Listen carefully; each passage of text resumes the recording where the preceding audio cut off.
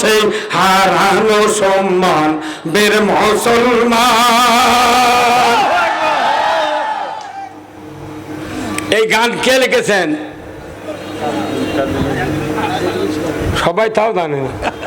কাজী নজরুল ইসলাম। আলহামদুলিল্লাহ, ওনার প্রতিটা গান গজল কোরআনের আয়াতের সাথে সংস্রব রেখেছেন। যে মানুষটা ব্রিটিশ সরকারের সময় বলেছিল, ব্রিটিশ এদের ছাড়বি কিনা বল, যদি না ছাড়িস কিলের চুটে হার করিব বল।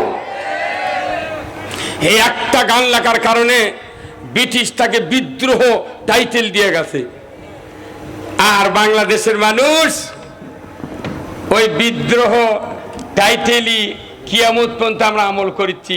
কাজী নজরুল ইসলাম বিদ্রোহী কবি, এটা কি অপবাদ নয়? এটা কি অপবাদ নয়?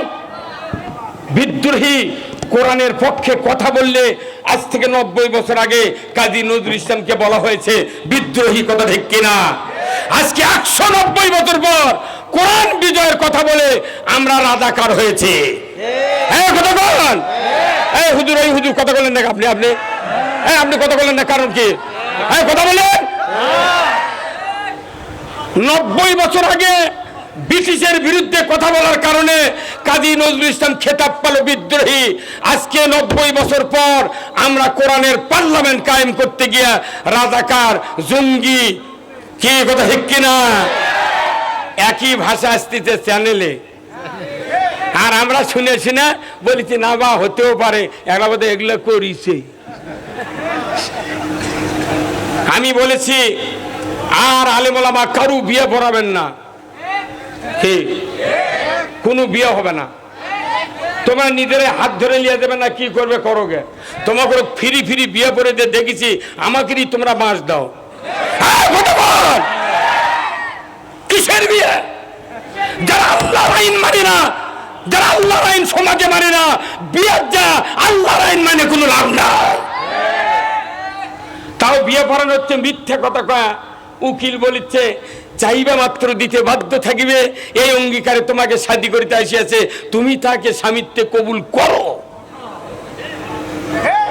মাত্র 2000 টাকার জিনিস দিয়া 4,03,936 টাকা চাইবা মাত্র দিতে বাধ্য থাকিবে। আর লাস্ট ডেট হলো মৃত্যু।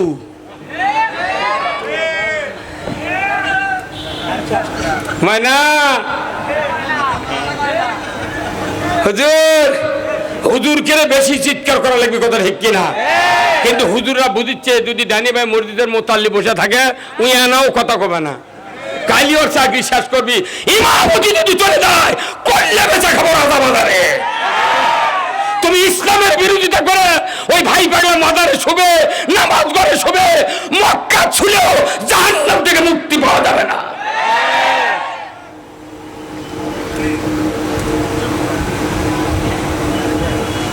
কি কথা ঠিক কিনা? অনেক হাজি সাহেব মক্কার থেকে মাটি আনে, মক্কার মাটি মদিনের মাটি ব্যাগত করে লিয়া যায়।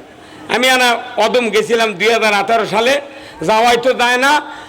শেষে এই বগুড়ার একটা পিপি আছিল, হলি পিপি, ওনাকে ধরে জজের কাছে মামলা তো 14টা, কোনটা অনুমতি দিবি? এই বগুড়ার মামলা ধরে দিয়েছে এই জুলহাজ পুলিশ। এই বগুড়া একটা পুলিশ আছিল জুলহাজ, আমাকে ফাঁপড় চান্দাই থেকে ধরে নিয়েছে, ওজুর পানি দেয়নি বগুড়া এই সদর থানা। 26 দিন জেল খাটিছি, 62,000 টাকা রাহা খরচ ফেরত দিছি। এই জুলহাজ আমাকে ধরে নিয়ে আসে, করছে হুজুর ওজু করেন তো করেন, না করেন আপনি কি করবেন করেন। তো ওজুর পানি দেওয়া লাগবে না, করছে পানি নাই, ওই বাথরুমের ওটি টয়লেটে প্যান আছে, প্যানের উপর খাড়া থেকে উজু করেন। পায়খানা দিয়ে ভরে আছে প্যান, 2 দিক পাও দিয়ে উজু করে নামাজ পড়ছি। আজ তাই এটি প্রধান বক্তা বানাচ্ছেন, পাম দিচ্ছেন আমার। এই কথা কর না কা?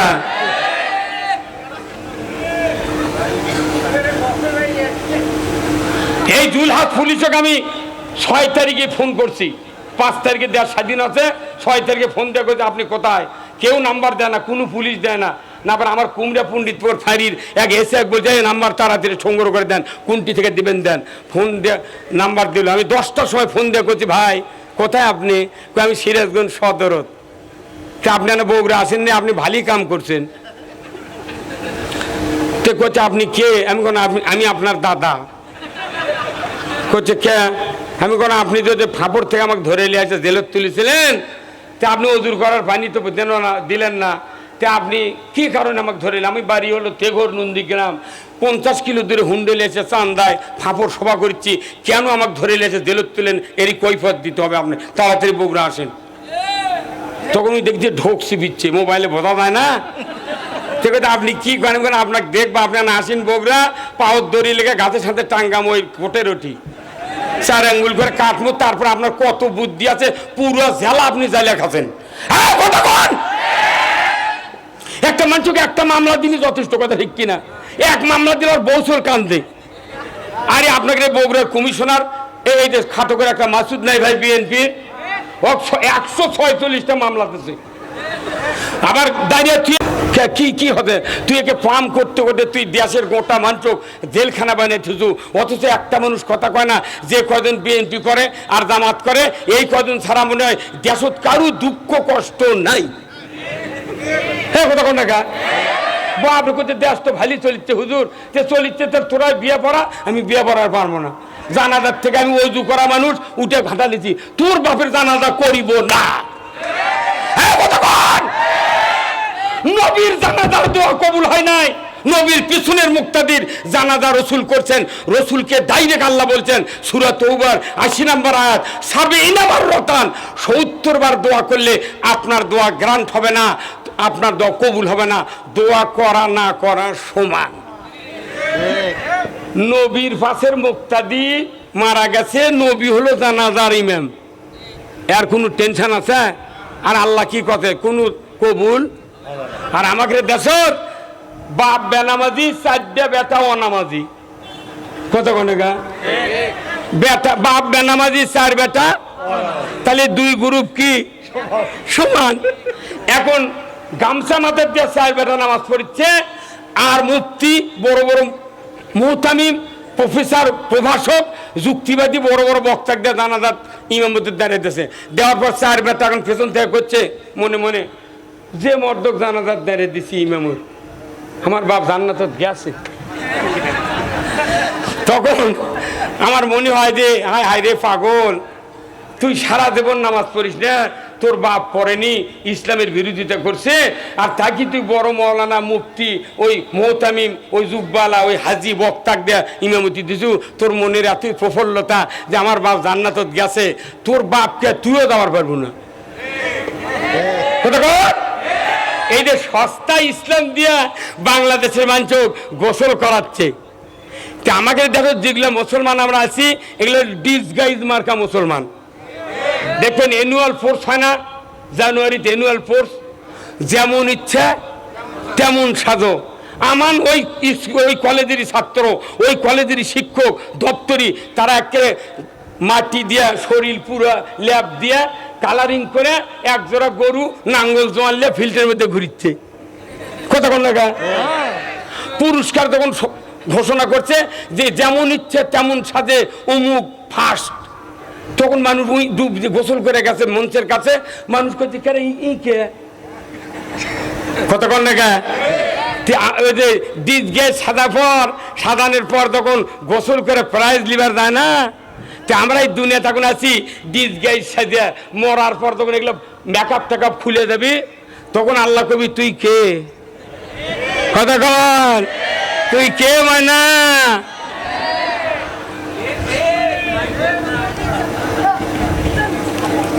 আশ্চর্য কথা। তাহলে ঈমান আনার আগে আল্লাহ তাআলা কি বলছেন?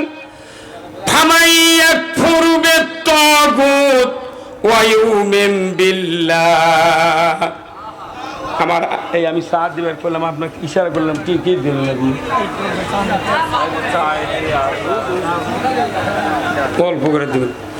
আমার আল্লাহ বলছেন ফামাইয়াকফুরু বিত-তাগুত, আগে তাগুতকে অস্বীকার করো, যখন আল্লাহু আকবার, আগে তাগুতকে অস্বীকার করো, তারপরে তুমি ইউমিন বিল্লাহ, তারপরে ঈমান আনো, যখন আল্লাহু আকবার।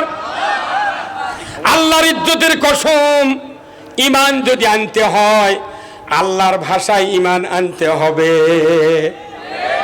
তাগুত পকেটের মধ্যে থুয়া ব্যবসার ক্যাশ বাস্কের মধ্যে থুয়া ব্যাংকের অ্যাকাউন্টে তাগুতক বসে থুয়া আমি যদি লা ইলাহা ইল্লাল্লাহ লা ইলাহা ইল্লাল্লাহর যদি জপমালা করি, আমার আল্লাহ বলেছেন ওই ঈমান আসল ঈমান হতে পারে না। তাহলে প্রশ্ন হলো তাগুত কাকে বলে? বলুন তো, তাগুত কাকে বলে? নিজে মানে অন্যকে মানতে দেয় না। এই যে তাগুত, তাগুত কাকে বলে? এর আসল শর্টকটায় অর্থ হলো যারা আল্লাহর আইন মানে না, মানুষকেও মানতে দেয় না, এরা হলো তাগুত। কথা বলেন। এখন এই আইন যারা আল্লাহর মানে না, মানুষকে মানতে দেয় না, এটা তাগুত। কে বলেছেন? জোরে বলুন, কে? আল্লাহ নিজে মুসা আলাইহিস সালামকে বলেছেন যে তুমি শুআয়ব আলাইহিস সালামের ঘরের ভেতরে এই কথা বলেন কি আপনি? মুসা আলাইহিস সালাম শুআয়ব আলাইহিস সালামের মেয়ে বিয়ে করে ওখানে মুরগির রান খাচ্ছেন, শ্বশুরাল খাচ্ছেন, আর ওইদিক ফেরাউন তাগুত দিয়ে পুরো মিশর জলাঞ্জলি করছে। ওটি 80,000 মানুষকে মারিচ্ছে ফেরাউন, আর মুসা আলাইহিস সালাম তার শুআয়ব আলাইহিস সালামের ঘরের মধ্যে মুরগির রান খাচ্ছে। আল্লাহ সাথে সাথে বলছেন, মুসা ইযহাব ইলা ফিরাউনা ইন্নাহু তাগা। হে মুসা, তুমি তাড়াতাড়ি করে চলে যাও, ওই মিশরের প্রধানমন্ত্রী সীমা লঙ্ঘন করেছে। আমার সৃষ্টি মখলুকাত, সে আমার আইন বাদ দিয়ে নিজে আইন তৈরি করে দেশ চালাচ্ছে। মানুষ অস্থির হয়ে যাচ্ছে, মানুষের জীবন নাশ হচ্ছে, মানুষ আল্লাহর ইবাদত করতে পারছে না, তার ভয়ে আল্লাহকে স্বীকার করতে পারছে না, তার ভয়ে প্রকাশ্যে সন্তান প্রসব করতে পারছে না। যাও রে মুসা, তার বিরুদ্ধে তুমি কথা না বলে তাকে তুমি দাওয়াত দাও, লা ইলাহা ইল্লাল্লাহু মুসা কালিমুল্লাহ। ফেরাউনকে দাওয়াত দেওয়ার জন্য আল্লাহ কাকে নির্দেশ দিয়েছেন? সবাই বলেন কাকে?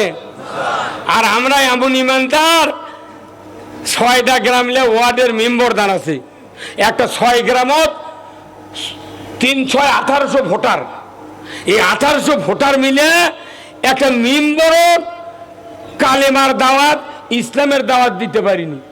মেম্বরের ভয়ে 6 গাঁয়ের মানুষ তাই হেরে আসছিল সরষের জমির মধ্যে।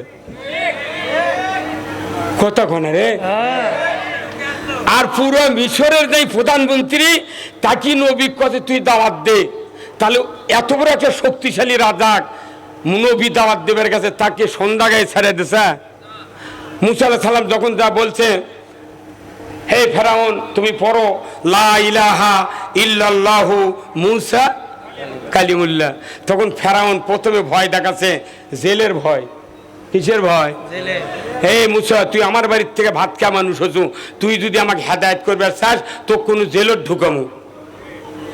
তো এই বর্তমানে বাংলাদেশে আল্লাহর আইনের পক্ষে দাওয়াত দিলে, কথা বললে, বক্তৃতা দিলে কি ভয় দেখাচ্ছিল কয়দিন? কতক্ষণ রে? তাহলে ওই ফেরাউনের কলেজের ছাত্রই হারা।